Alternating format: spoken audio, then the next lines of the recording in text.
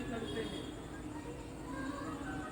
अगर कथा सुनकर के तुम्हारे अंदर किसी शब्द को सुनकर के कोई ज्ञान का स्फुरण होने लगे तो तुम समझ लेना कि कथा में से निकल के ज्ञान तुम्हारे अंदर आ गया है। कथा सुनते सुनते तुम्हारे मन में कोई भक्ति का स्पंदन होने लगे तो तुम समझना कि कथा में से निकल के भक्ति तुम्हारे पास है। कथा सुनते सुनते तुम्हारे मन में कहीं वैराग्य का कोई उद्दीपन होने लगे तो तुम ये मानना कि कथा में से वैराग्य निकल करके तुम्हारे पास आ गया।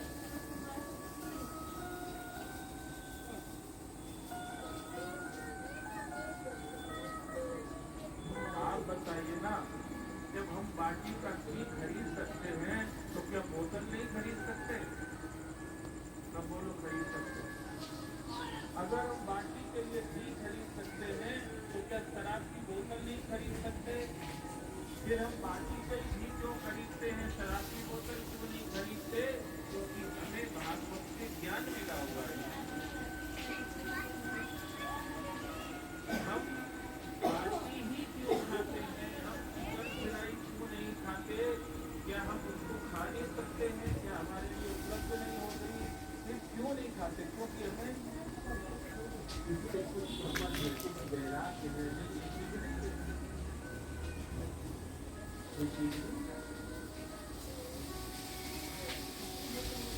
उपलब्ध होने पर भी छोड़े जाते, संभव होने पर भी इसका त्याग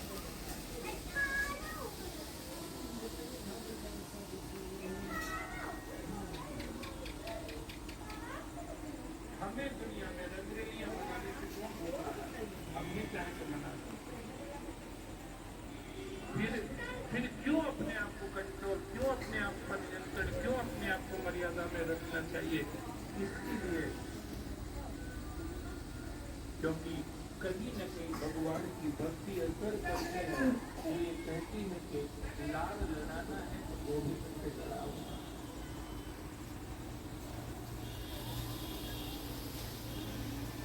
प्यार करना है तो घर से करना है।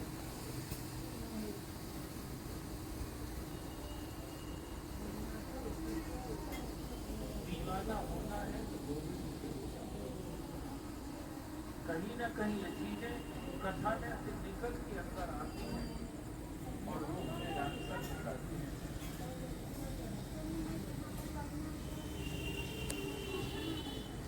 ज्ञान भक्ति वैराग्य कहाँ जाएंगे? बोली जो कथा में बैठेंगे नहीं कि हृदय में बैठ जाएंगे।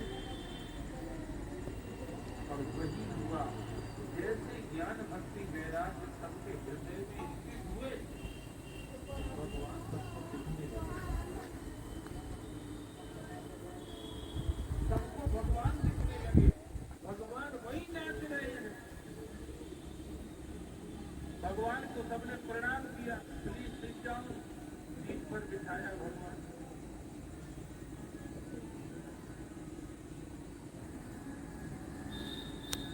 भगवान ने कहा हम इस सीट पर बैठने नहीं आए, फिर कोई हॉट सीट चाहिए क्या आपको? बोले नहीं, हॉट सीट पे भी नहीं। फिर बोले हेल्थ की सीट पे बैठेंगे। हेल्थ की हॉट सीट पे नहीं,